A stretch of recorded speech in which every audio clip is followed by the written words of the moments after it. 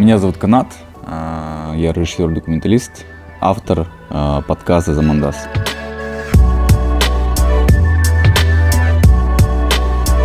Я хотел всегда свою берлогу, свою творческую берлогу, и я всегда завидовал людям, которые имеют свою мастерскую. И я всегда к этому шел. Начинали там из маленького кабинета, и сейчас мы доросли до такой полноценной более-менее студии, которая... это мой второй дом, то есть я здесь больше провожу, наверное, времени. Ребята, которые здесь со мной, это часть моей такой творческой семьи.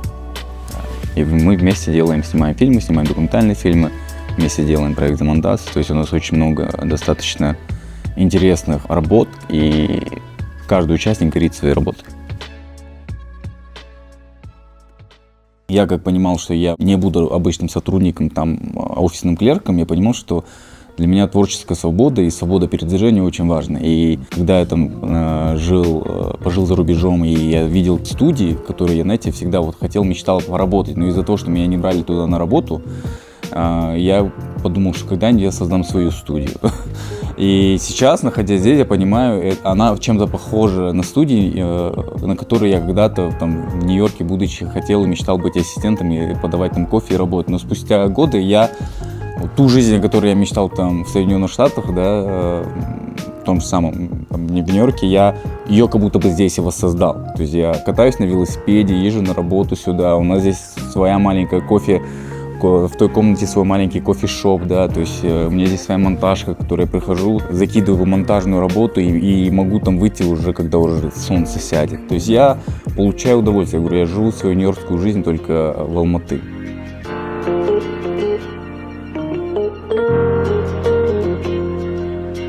Но здесь явно видно, что здесь живут художники, непосредственно художники, со своим мнением. Кажется, если пространство было, она бы рассказала бы о нас, о том, что мы очень свободолюбивые, мы не подходим под стандарты общества, мы любим немножко выделяться, но тем не менее мы являемся большим основным кирпичом этого общества и хотели бы быть в этом социуме, проживать и рефлексировать как-то.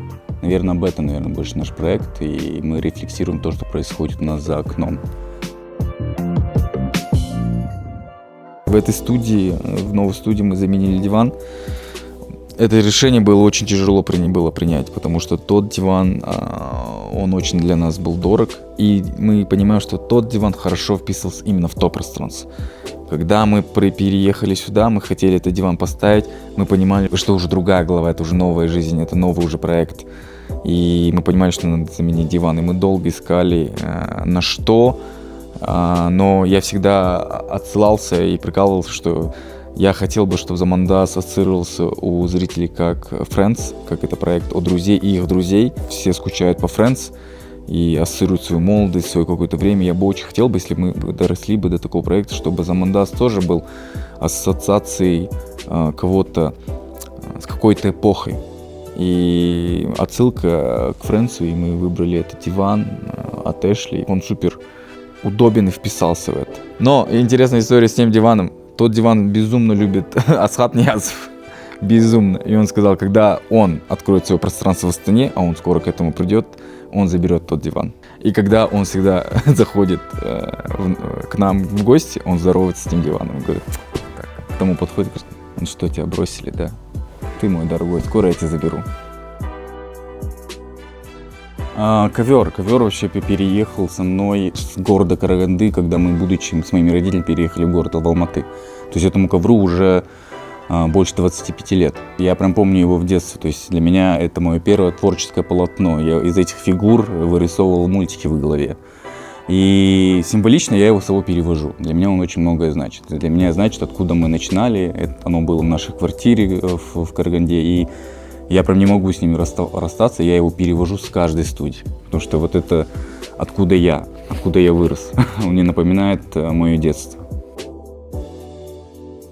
Вообще, в целом, я бы с удовольствием рассказал о многих всех вещах, потому что каждая тут вещь, у него есть своя история и есть соучастие со мной.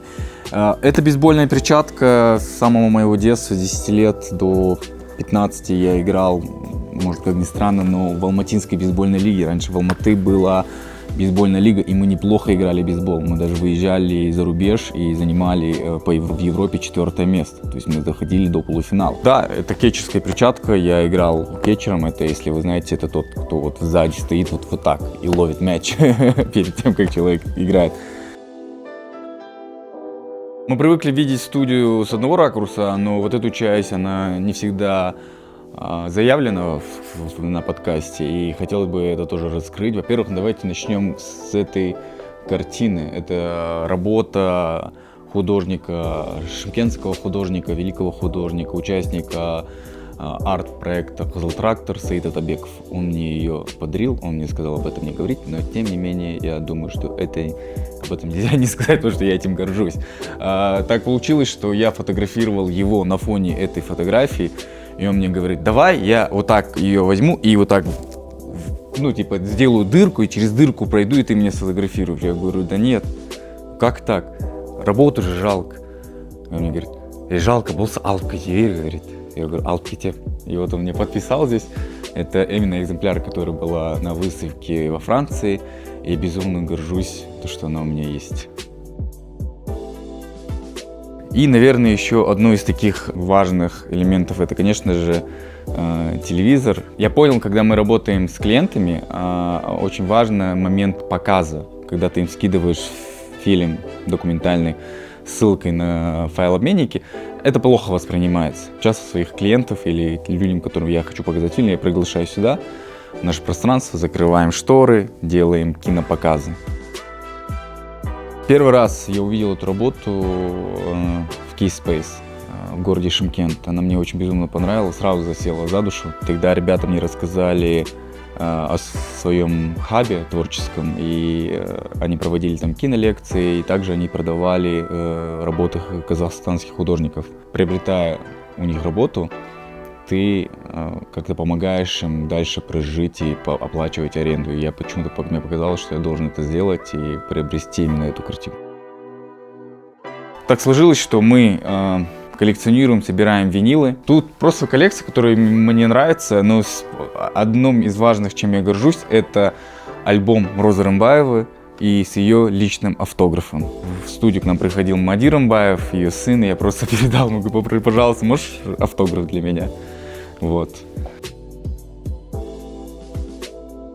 Из-за того, что прошлая студия у нас была, она небольшая, там всего 40 квадратов, но когда мы переехали сюда, офис нужно было как-то заполнять, и из-за этого нам очень сильно помогли наши друзья из компании Эшли. В принципе, все, что вы видите здесь в офисе, очень много выбрано из магазина Эшли. Но мое самое любимое — это не только диван. Диван, да, он в кадре, он всегда красивый, удобный для наших гостей. Но для нас, для работы, я просто безумно люблю вот это кресло, которое называется реклайнер. Это, возможно, вы его видели из сериала Friends. Помните вот эту сцену?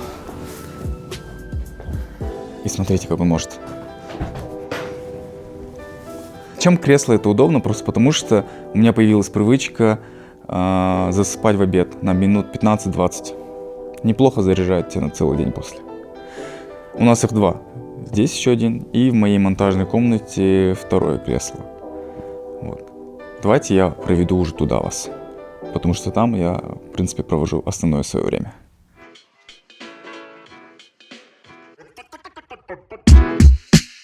Это наша монтажная. Здесь в основном я провожу свой рабочий день. Это вот то кресло, на котором я тоже сплю. Вообще, я советую. Это must-have. 15 минут обеденного сна сделает ваш день еще намного продуктивнее. Вот. А это мое любимое место. Этим столом очень много эмоций было, и слезы, и нервов, и радость, и как ты превращаешь и делаешь фильм. Я обычно туда, в эти комнаты не захожу, я вот зашел, сел, вышел и уехал отсюда. То есть для меня это мое основное рабочее место. Тот самый момент, когда ты начинаешь собирать фильм, и ты не знаешь его как собрать, и у тебя вот стопорится монтаж, и ты столько тратишь времени, чтобы просто просматривать материал, снова его у себя в голове, как-то произвести картинку. И да, это вот то самое место, где оно эмоционально со мной сильно очень связано, закреплено. Я работаю, монтирую на ноутбуке, потому что очень удобно брать с собой ноутбук. Иногда монтируешь в дороге, иногда работаешь дома, всегда он с собой. Дополнительный монитор, помощник для монтажа.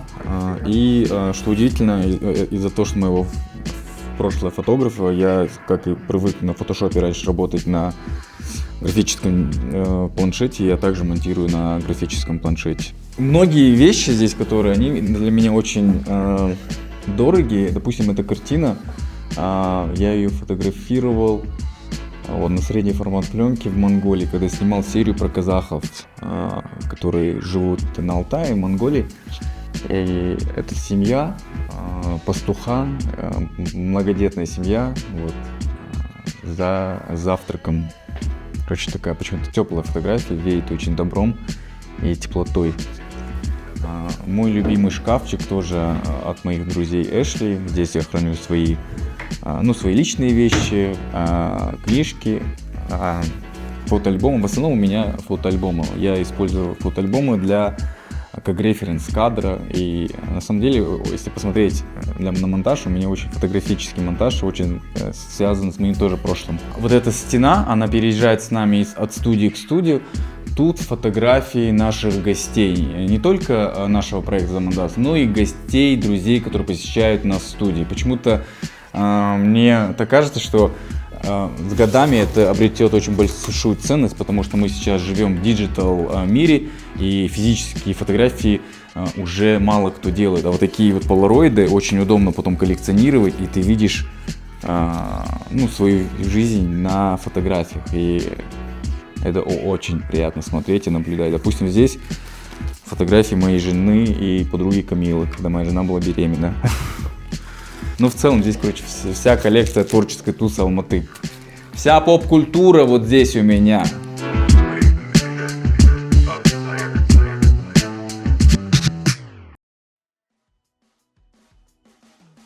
Вообще, первая моя студия, она была,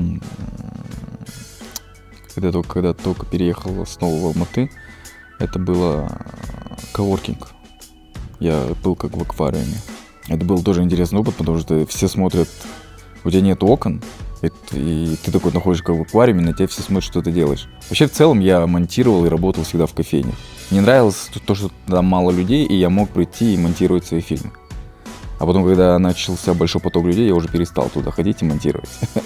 То есть, первые мои офисы, это были кофешопы.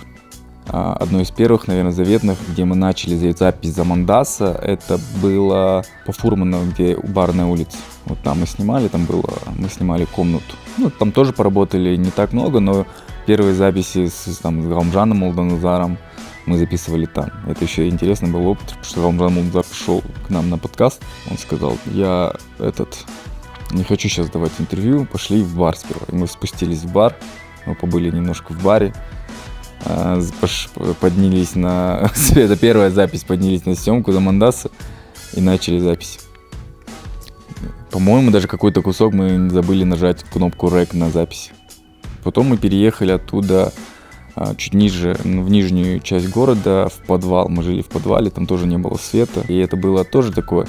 Я понимал, что это промежуточный момент, что это надо перетерпеть, но мы его все равно, мы как-то, знаете, умели из любого пространства сделать из него что-то очень удобное для нас. У нас там тоже достаточно хорошо мы поработали, мы тогда монтировали там несколько фильмов документальных. После этого офиса мы переехали в то самое пространство, где перезапустили подкаст Замандас, и можно сказать, что это благодаря офису, тому месту мы перезапустили, потому что это было на улице Намауленова, та самая знаменитая, где вот эти кадры с тем самым бордовым диваном. Мы пробыли там около 2 лет, записали большую часть подкаста Замандас, и очень, наверное, там бы и записывали, там бы, наверное, и писались бы, потому что не хотелось оттуда уходить, потому что зритель привык к этой картинке, и нам достаточно там нравилось, и очень много классных тусовок там провели. Но так сложилось, что в этом здании, это здание продали, и сейчас в этом здании строится колледж, и нас попросили освободить это помещение, но мы где-то на стене оставили надпись типа «Был Замандас». Здесь был Замандас И вот переехали уже сюда, здесь проживаем полгода. И я хочу сказать, что вот ты меняешься. Там, когда мы были, там были другие привычки у нас. Другая жизнь была. Сюда мы переехали, у нас появились велосипеды. Мы начали кататься на велосипедах. То есть я не представляю, что в том офисе были бы велосипеды. Тут появилось место для них. Тут появилось место для команды. Из 4 человек мы состоим, буквально. В основном, кто посещает этот офис. Это Кайрат, наш продюсер, это наш второй режиссер, также мой ученик, это Махсат Абитаев, и также еще один мой помощник, оператор, постановщик Канжигит. Вот мы 4 работаем здесь. И 4 пересели на велосипеды. Да, как переехал. У нас 4 велосипеда. Ты штатив же сейчас? Да, я его просил. А это наше чил место, где мы просто отдыхаем, пьем кофе, обедаем, общаемся, разговариваем, беседуем. Вот. Так что это то место, где мы обычно не работаем. У нас 2 бариста в офисе. Это Канжигит и наш продюсер Кайрат, которые большие являются фанатами кофе. И вот мы делаем через пьем фильтр кофе. И это тоже такой некий ритуал тоже в команде. У кого какой получится вкуснее кофе. Иногда даже приезжают к нам друзья, чтобы попить кофе. Вот сейчас приедет к нам друг Никита. Вот Витя тоже зашел из другого офиса попить кофе. Сейчас вот так просто гостим у друг друга. Это точка соприкосновения на самом деле. Просто, можно кофе попить, давайте попьем. И ты начинаешь брейнштормить, рассказывать. Витя мне помогает также с монтажом. Он приходит, мой, как знаешь, edit buddy. Это еще наша 3-я уже комната. Здесь тот самый диван с той старой студии. Он здесь пока обитает. Канжигит, наш сотрудник, за работой очередного выпуска Замандас. Вот, он и снимает, и монтирует. Здесь у нас сидит тоже еще один наш работник, Махсат Абитаев, режиссер, сейчас работает над фильмом, на съемках. Ну и гордость этой комнаты — это наше собственное оборудование. Из-за того, что мы снимаем в таком сегменте документального кино, нам немножко невыгодно работать с ренталом. И когда в целом я начинал снимать, не было столько даже ренталов в Алматы. Из-за этого я принял решение, что копить, собирать свою технику. И я безумно рад и горжусь тем, что у нас собралось достаточно много оборудования, потому что я снимаю отдельно свои фильмы, моя команда снимает отдельные фильмы, мы снимаем Замандас, и из-за этого у нас скопилось достаточно несколько камер, мы снимаем в основном на линейку Sony. Мне очень нравится здесь порядок. Чтобы вы понимали, я уже не прикасаюсь ни к чему, потому что здесь уже у ребят четкая оптимизация работы, они знают, как здесь что находится. Я уже не беру на себя ответственность за технику, потому что ответственные вот молодые наши ребята. Они даже иногда меня ругают, если я что-то делаю не по их правилам. Но с каждой камеры у меня очень особенные чувства. Это вот моя тоже старая камера, ну как старая, FX9, я с ней снимал уже последние несколько лет. И я из тех художников, которые не люблю продавать технику. Я в этом плане, я их почему-то очеловечиваю и не расстаюсь. Самый первый мой проект был снят вообще на фотоаппарат. Это было Canon 6D. Еще много лет, в 2016 году, когда я снимал свой первый фильм. Мой первый фильм был это про Гаумжана Молдоназара, когда он приехал в Америку. И последующий фильм был снят тоже на Canon 6D. Это фильм «Дальнобойщики». Тогда даже звук я писал на iPhone. Еще тогда не было лайфхака такого. Я не знал, как записывать, я просто через микрофон скотчем клеил сюда и делал манипуляцию типа звуковой петлички. И мы так снимали наш первый фильм. В целом он по сей день, если посмотришь, очень достаточно хорошего качества.